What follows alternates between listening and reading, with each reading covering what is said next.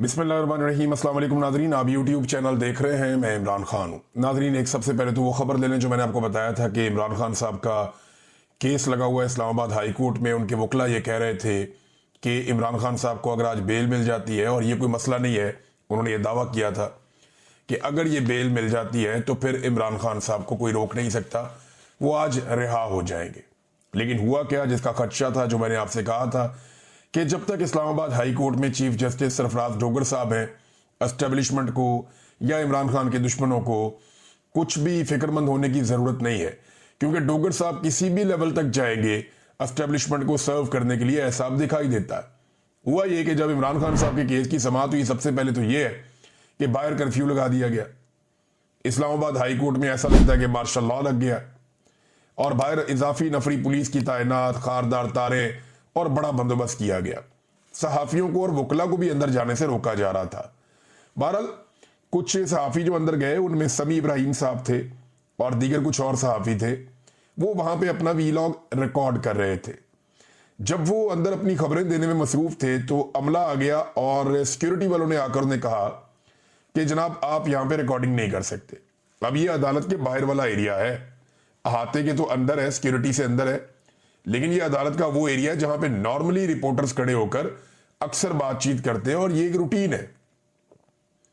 वहां पे उन्हें कह दिया गया, जी आप यहां पे काम नहीं कर सकते। उन्होंने कहा, क्यों नहीं कर सकते जी? एसपी साहब का हुक्म है। उन्होंने कहा, जी एसपी साहब तो नहीं, यहां पे तो अदालत है, तो यहां तो जज साहब का हुक्म होगा। जी जज साहब ने कह दिया यहां कोई काम नहीं कर सकता।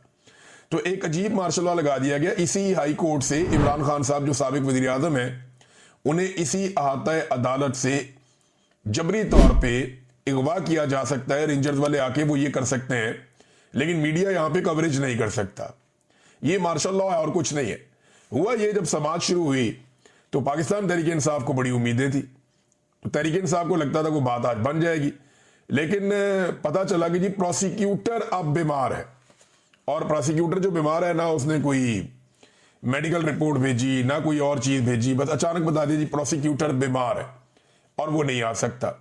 नॉर्मली ये होता है कि बीमार हो तो जज एक आधे दिन की, 2 दिन की तारीख दे देता है कि ठीक है भाई, कल आके पेश हो जाए, नहीं तो अपनी मेडिकल रिपोर्ट लेकर आए, नहीं तो फिर आप उनकी जगह किसी और को बोले वो पेश हो जाए। सरकारी है ना, तो सरकार का काम नहीं रुकता होता है। एक प्रोसिक्यूटर बीमार है, दूसरा आ जाता है। लेकिन पता चला जनाब के प्रोसिक्यूटर बीमार है, और उसके बाद इस बीमारी की बुनियाद पर जज साहब ने कहा, जी आज तो समाअत नहीं हो सकती। तो हम आपस में मशवरा करते हैं, मशवरा करके 5 मिनट में आपको बताते हैं अब करना क्या, अगली तारीख कौन सी है। तो वहां जो रिपोर्टर तो मौजूद थे, बाकी सबको लगा कि 1-2 दिन की तारीख दे देंगे जज साहब, बहुत ही कोई गेम डाल दी तो 3-4 दिन की, 5 दिन की दे देंगे। लेकिन जस्टिस डोगर साहब अंदर गए और चेंबर में जाने के बाद जब तारीख दी, पहले ही ये केस 8-9 महीने के बाद लगा है। 8-9 माह के बाद लगने वाले केस को एक मरतबा फिर एक लंबी तारीख दे दी गई 3 हफ्तों की। ये है जनाब इस्लामाबाद हाई कोर्ट में इंसाफ की सूरत हाल। अगर कोई रिटायर्ड जर्नैल आ जाए ना, तो 24 घंटों में ऑन डिमांड, यानी मनपसंद फैसला इंसाफ की सूरत में यह अदालत मुहैया कर देती है।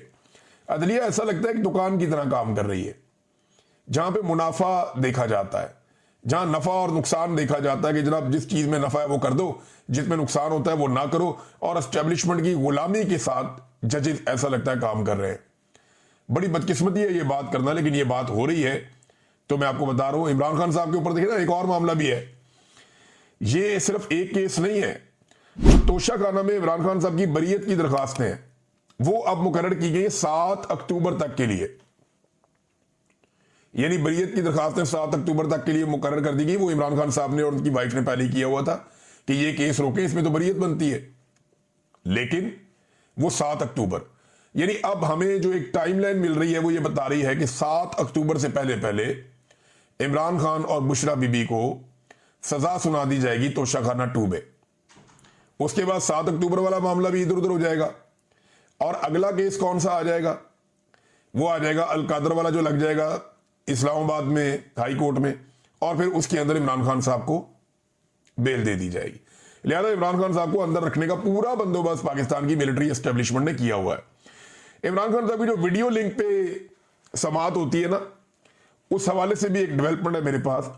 अब ये देखें आपके हालात कहां पहुंच गए हैं, और ये कह कौन रहा है? ये सलमान अकरम राजा साहब बता रहे हैं कि जनाब हमारे साथ हो क्या रहा है।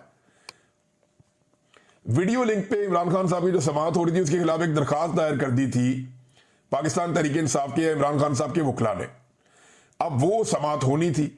अब जी समाअत के लिए वो कहते हैं जी हम वहां पे पहुंचे और लतीफ खोसा साहब ने और सलमान अकरम राजा साहब ने इन्होंने सीनियर जज से मुलाकात की कि जनाब हमारी समाअत क्यों नहीं हो रही। तो एडिशनल रजिस्ट्रार को बुलाया गया, उसने आकर बताया कि जनाब फाइल गुम हो गई है और जज साहब ने कहा जब तक फाइल नहीं मिलती तब तक समाअत नहीं हो सकती। हमें इस तरह की सूरत का सामना है। यानी आप अंदाजा करें कि कहीं पे प्रोसिक्यूटर बीमार हो जाता है, कहीं पे फाइल गुम हो जाती है, कभी जज बीमार हो जाता है, कभी जज छुट्टी पे चला जाता है। अगर इमरान खान के ट्रायल को तेज चलाना हो और इमरान खान जेल से बाहर हो तो रोजाना की बुनियाद पर अदालतें बुलाती हैं, लेकिन अगर इमरान खान साहब के मामलात को लटकाना हो तो ये सारे काम भी हो जाते हैं। कभी रात को 12-12 बजे तक मिलिट्री एस्टेब्लिशमेंट के इशारों पे केसेस चलाए जाते हैं, जेल के अंदर ट्रायल किए जाते हैं, और कभी जजेस 6-6 महीने 8-8 महीने केस सुनने के लिए मुकर्रर ही नहीं करते। ये इमरान खान साहब को अंदर रखने के लिए एक साजिश के तौर पे पूरा निजाम काम कर रहा है और हम ये होते हुए देख रहे हैं। ये तारीख का हिस्सा बन रहा है और अदलिया की तारीख मसख हो रही है। इस पे जो गोल मेज कॉन्फ्रेंस वकला की होनी थी सुबह, वहां पे बड़ी पुलिस भेज दी गई और वहां पे भी बड़ा दबाव बनाया गया जनाब कि ये गोल मेज कॉन्फ्रेंस जो है वो उसको सबोटाज किया जाए। लेकिन फिर वकला बैठे, ये सीनियर 3 वकला हैं, इनमें ज्यादातर वो हैं जो सुप्रीम कोर्ट बार एसोसिएशन के सदूर भी रह चुके हैं, जो जर्नलिस्ट कवर करते हैं सुप्रीम कोर्ट को और हाई कोर्ट्स को। सीनियर 3 सहाफी वो भी वहां मौजूद थे, सदीक जान साहब थे, मुतीउल्लाह जान साहब थे, बाकी साकिब बशीर साहब गालिबन और बाकी जितने भी सीनियर जर्नलिस्ट हैं वो यहां पे मौजूद थे। इन सहाफियों ने भी वहां पे बातचीत की। इस गोल मेज कॉन्फ्रेंस से सहाफियों ने भी खिताब किया क्योंकि वो अदलिया को कवर करते चले आ रहे हैं और वो इसका एक हिस्सा है, तो उन्होंने भी अपनी बातचीत की। इसमें 2-3 चीजें ना सदीक जान ने बड़ी जबरदस्त की और ये बातें बिल्कुल दुरुस्त है, अल्लाह ताला उनकी हिफाजत करे। नंबर 1 उन्होंने कहा जी कि अब पहले तो ये होता था ना वकील अच्छा कर लो, फिर होता था जी वकील करने की क्या जरूरत है, आप जज ही कर लें। तो अब जनाब कहा जाता है कि सेक्टर कमांडर के साथ आपका ताल्लुक हो तो फैसला आपके हक में आएगा।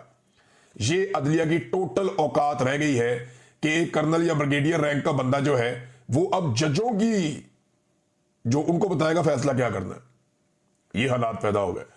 नंबर 2 उन्होंने कहा जी कि जो वकला मायूस है ना और जो अदलिया की हालत हो रही है उसके लिए ये बड़ी जुर्रत की सिद्दीक जान ने, उसने सीनियर वकला के सामने बैठकर कहा कि इसके लिए आप सारे जिम्मेदार हैं, आप लोगों ने वक्त पे आवाज नहीं उठाई। और आज से चंद साल के बाद जब वकला ये देखेंगे कि अदलिया कितनी तबाह हो गई है तो उसके लिए वो जिम्मेदार इन जजों को नहीं ठहराएंगे, आपको जिम्मेदार ठहराएंगे। ये जिम्मेदारी आपके कांधों पर है और ये गोल मेज कॉन्फ्रेंस यहां करने की बजाय आपको सुप्रीम कोर्ट ऑफ पाकिस्तान के दरवाजे पे होना चाहिए था।